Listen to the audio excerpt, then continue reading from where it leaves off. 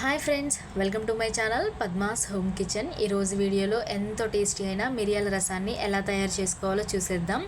మిరియాల రసాన్ని ఇలా చేస్తే పిల్లలు కూడా చాలా ఇష్టంగా తింటారు.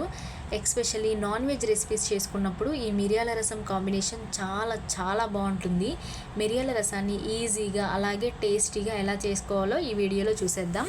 ముందుగా మనం మిరియాల రసం పొడిని తయారు చేసుకోవడానికి ఒక మిక్సీ జార్ తీసుకొని అందులోకి 1 టేబుల్ స్పూన్ వరకు ధనియాలు, టేబుల్ స్పూన్ కందిపప్పు, కొంచెం జీలకర్ర, అలాగే మిరియాలు కూడా వేసుకోవాలి. మన స్పైసెస్ తగినట్టు మిరియాలు కూడా వేసుకున్న తర్వాత ఇందులోనే ఒక 2 ఎండుమిర్చిని కూడా యాడ్ చేసుకోవాలి. చూడండి, 2 ఎండుమిర్చి కూడా యాడ్ చేసుకున్న తర్వాత మనం ఇందులోకి ఒక 7-8 రెబ్బలు వెల్లుల్లి కూడా వేసుకోవాలి. అలాగే కొంచెం జింజర్ కూడా వేసుకోవాలి. ఫ్రెష్ కరివేపాకును కూడా వేసుకొని ఇలా చక్కగా పౌడర్ చేసుకొని పక్కన పెట్టుకోవాలి. చూడండి, ఇలా మనం రసం పొడిని ఇలా ప్రిపేర్ చేసుకోవాలి. చూడండి ఎంత ఫ్రెష్గా ఉందో. ఫ్రెష్గా ప్రిపేర్ చేసి అలా వేసుకుంటే రసం అనేది మనకి చాలా టేస్టీగా వస్తుంది. అలాగే మనం వేరొక బౌల్ తీసుకొని అందులోకి చింతపండుని బాగా నానబెట్టుకున్న తర్వాత ఇందులోకి మనం ఒక మీడియం సైజు టమోటాను కూడా యాడ్ చేసుకొని ఇలా వీడియోలో చూపించిన విధంగా కంప్లీట్గా స్మాష్ చేసుకుంటూ ఉండాలి. చూడండి, ఇలా బాగా కలుపుకున్న తర్వాత వేరొక బౌల్ తీసుకొని అందులోకి ఈ చింతపండు ప్యూరీని మనం యాడ్ చేసుకోవాలి.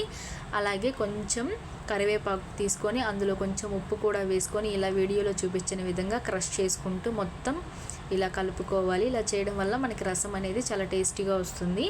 అలాగే కొంచెం జీలకర్ర కూడా తీసుకొని ఇలాగే ఫైన్గా క్రష్ చేసుకుంటూ ఇలా కలుపుకోవాలి.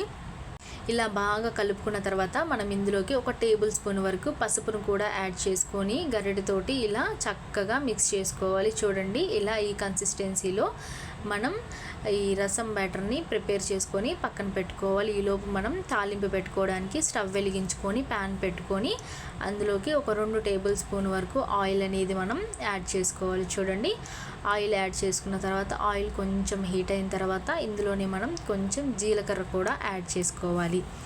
జీలకర్ర అనేది మనకు కొంచెం ఫ్రై అయిన తర్వాత మనం ఇందులోకి ఎండుమిర్చిని కూడా యాడ్ చేసుకోవాలి. ఒక 5-6 ఎండుమిర్చిని కూడా యాడ్ చేసుకొని చక్కగా ఫ్రై చేసుకోవాలి. చూసారు కదా, మనకి ఎండుమిర్చి అనేది ఎంత చక్కగా ఫ్రై అయిందో. చూడండి, ఎండుమిర్చి అనేది ఇలా ఫ్రై అయిన తర్వాత మనం ఇందులోకి కరివేపాకును కూడా యాడ్ చేసుకొని చక్కగా ఫ్రై చేసుకున్న తర్వాత ఈ తాలింపుని మనం ముందుగా ప్రిపేర్ చేసి పక్కన పెట్టుకున్నటువంటి రసంలోకి వేసుకోవాలి.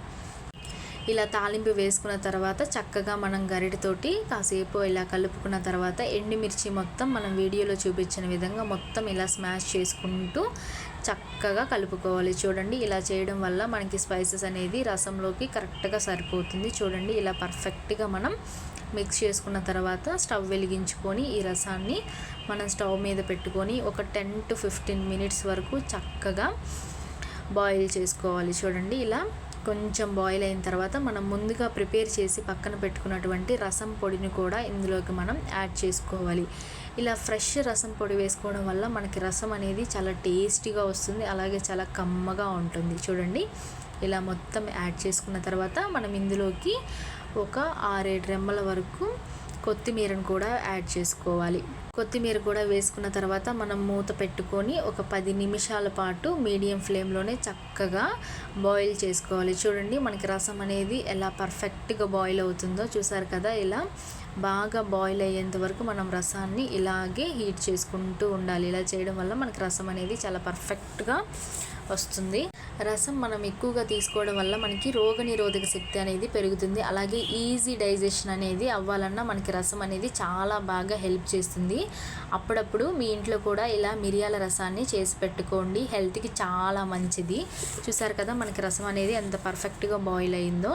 మనం కాకరకాయ ఉల్లికారాన్ని ప్రిపేర్ చేసుకోవడానికి ముందుగా ఒక మిక్సీ జార్ తీసుకొని అందులోకి ఒక మీడియం సైజు ఉల్లిపాయని ఇలా సన్నగా తరుక్కొని మిక్సీ జార్లోకి వేసుకోవాలి. చూసారు కదా, ఇలా వేసుకున్న తర్వాత మనం ఇందులోకి 1 టేబుల్ స్పూన్ వరకు జీలకర్ర, అలాగే 2 టేబుల్ స్పూన్ల వరకు చిల్లీ పౌడర్ కూడా వేసుకొని కొంచెం ఉప్పు కూడా వేసుకొని ఇలా గ్రైండ్ చేసుకోవాలి. చూడండి, ఇలా పేస్ట్ వచ్చేంత వరకు గ్రైండ్ చేసుకోవాలి. ఇందులో మనం వాటర్ ఏమి యాడ్ చేయట్లేదు. ఇలాగే ఫైన్ పేస్ట్ చేసుకొని పక్కన పెట్టుకోవాలి.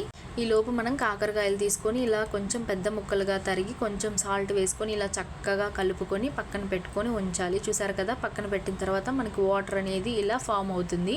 ఇలా గట్టిగా పిండుకొని మనం ఇలా వీడియోలో చూపించిన విధంగా పక్కన పెట్టుకోవాలి. ఈలోపు స్టవ్ వెలిగించుకొని ప్యాన్ పెట్టుకొని ఇందులోకి 2 టేబుల్ స్పూన్ల ఆయిల్ని మనం యాడ్ చేసుకోవాలి. చూడండి, ఆయిల్ అనేది మనకు కొంచెం హీట్ అయిన తర్వాత ఇందులోకి మనం ముందుగా పక్కన పెట్టుకున్నటువంటి కాకరకాయలను కూడా ఇలా వేసుకోవాలి.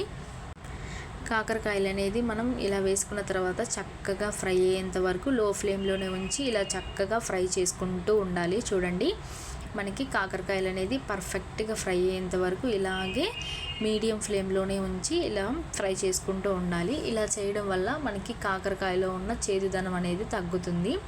చూడండి, ఇలా మనం ఫ్రై చేసుకుంటూ ఉండాలి కంటిన్యూస్గా. కొంచెం ఇలా బ్రౌన్ కలర్ వచ్చేంత వరకు చక్కగా ఫ్రై చేసుకుంటూ ఉండాలి. ఇలా చేయడం వల్ల చిన్నపిల్లలు కూడా చాలా ఇష్టంగా తింటారు కాకరకాయ ఫ్రైని.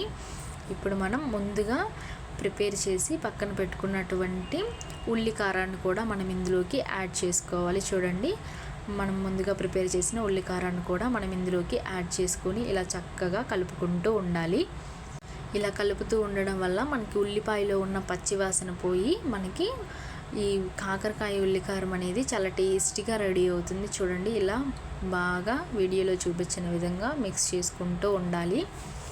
ఇలా చేయడం వల్ల మనకి ఉల్లికారం అనేది చాలా టేస్టీగా వస్తుంది.